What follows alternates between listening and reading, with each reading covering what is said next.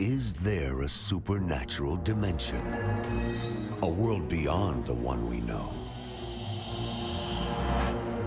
Is there life after death?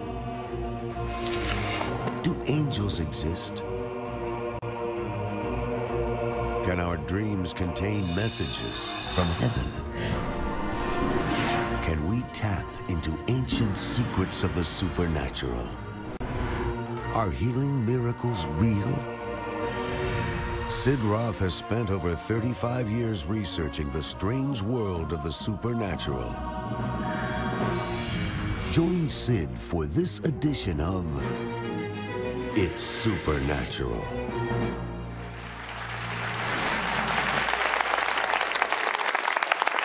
Hello, Sid Roth here. Welcome to my world, where it's naturally supernatural. Last week, we found out about these amazing prophecies buried in the Vatican. 900 years ago, what would happen to each pope all the way up to the last pope. On this show, we're going to continue, and we're going to talk about the Vatican's secret plans for welcoming an alien God with a small g under the reign of the last pope.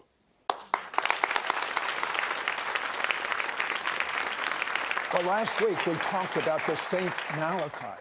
And Chris, I have to ask you, does the Pope know about these prophecies? Do the cardinals know about these prophecies?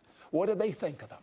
Well, Sid, there's actually a lot of evidence that they do take it very seriously. In fact, Pope Pius XII, who was the Pope during World War II, he actually produced a documentary film about himself, and the title of the film is the Malachi motto for his papacy, Angelic Shepherd. He actually titled the film after the Malachi prophecy's prediction for him. So he not only endorsed it, he claimed it. Okay, Tom, as just a short review, what, based on the prophecies out of the Vatican that were hidden for all these generations, are they anticipating with the final pope? Well, the idea among both Catholics and Protestant scholars is that he will be the final pope. He is the one who is going to be residing over the Vatican as it enters into the Great Tribulation period. And there's also the belief among even some of the Catholic mystics that he might be a false pope, an anti-pope, somebody who helps give rise to the Antichrist. Let me tell you something. Judaism, Christianity, and other religions have focused on the year 2012. You know, remember the Mayan prediction, the end of the world in 2012? So everyone's discounted all of that, but that's not exactly what the prediction said. What did it say? In the conferences where I spoke last year, I kept telling people, don't say it's the end of the world. That's not what the Maya said. That's not what the Aztecs said. That's not what the Cherokee Indians said, all of whose calendar rolled over at the end of 2012. What was it that they were saying? They were saying 2012 was the end of an era, and 2013 marks a new dispensation. Now, the Maya said some things that were very interesting. They said it would be marked by the emergence of two great male figures who would emerge upon the earth. They sound very much like they're talking about the false prophet and the Antichrist. They talked about their god Bolyon Yakteku, the spirit of it, coming up from out of the underworld. Now, what does this god do? He guards the bones and the seed of the giants that are in the underworld, and that spirit would begin to rise in the year 2013, giving birth even to a new form of humanity. You're talking about what I've read about and pondered so many times in the Bible. Maybe you've read this about the Nephilim, where the sons of God cohabited with the daughters of humans and produced great giants. That's what it sounds like to me. That's exactly what I'm talking about. And furthermore, turn-of-the-century preachers, including Jonathan Edwards, marked the year 2012 to 2016 as the date when the false prophet and the Antichrist would appear. Dozens of Protestant reformers marked these years hundreds of years ago. Not only that, and you appreciate this with your Jewish ministries, the Zohar one of the most important books of Jewish Kabbalah ever written. It is accepted in traditional Judaism as coming from God.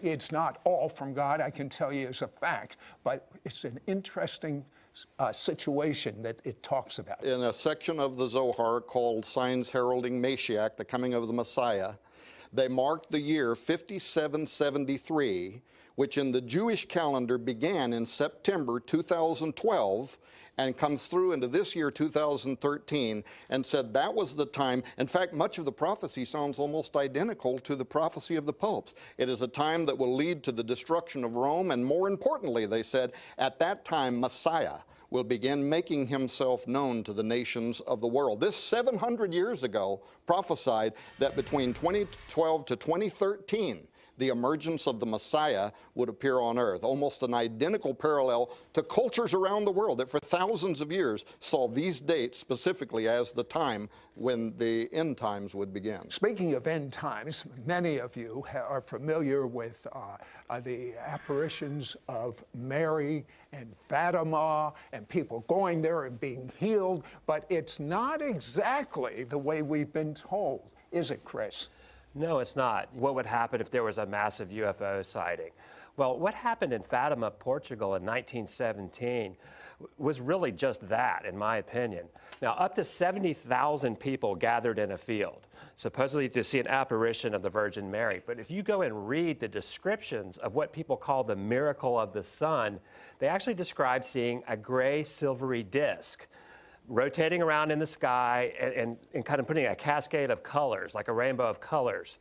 And so it really, in 1917, no one had vocabulary of words like flying saucer. Right. But that's exactly what it sounds like they're describing to me. Yeah, I've always thought Mary just appeared in the sky.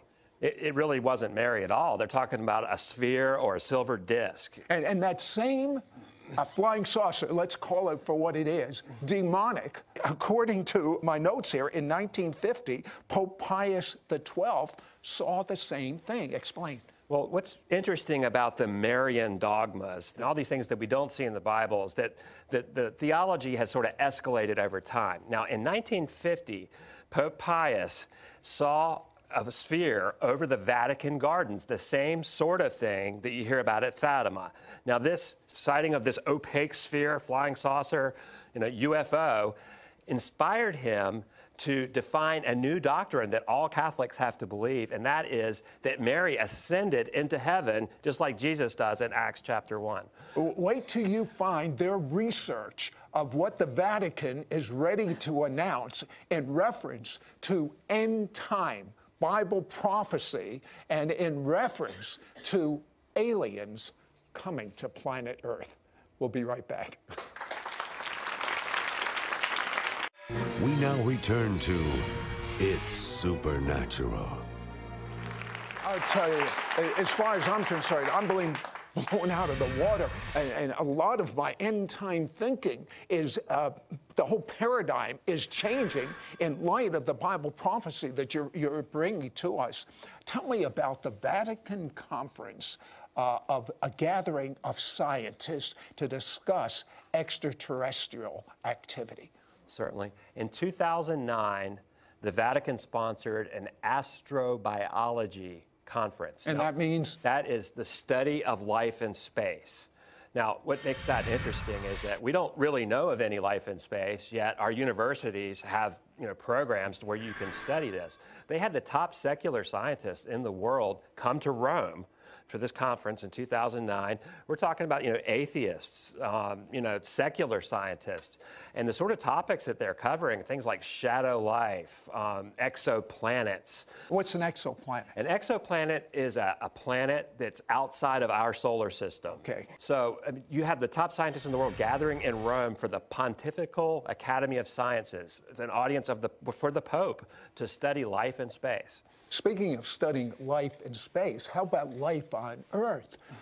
Tom, tell me about the hybrid humans. This is one of the things that I didn't even expect would arrive in our study. There is academics who actually believe that there is a hybridity program that is going on right now. And this took me on a kind of a long journey that brought me back to one question, Sid, and that is why in ancient days when the giants, the first original hybrid humans, right, when they were created by fallen angels and were upon the earth, what was their mission, what was their program? It also had to do with hybridity, and it also had to do with misleading and misguiding and even challenging God himself. But notice that the oldest descriptions of those giants, how tall they were, 20 feet, 30 feet. They would be easy to pick up, right? There's a movie out there right now, Jack the Giant Slayer, and it's kind of based on that mythos that exists in every culture around the world. They tell the story, the gods came down, the gods mingled themselves with humans. They took human genetics, animal genetics. They created a hybrid body. Now the question is, down through time, you know, the Bible tells us there were giants in those days and also after that. So now we get past the flood and you have the Og, the king of Bashan. What is he, 12 feet tall? He's certainly not 20 or 30.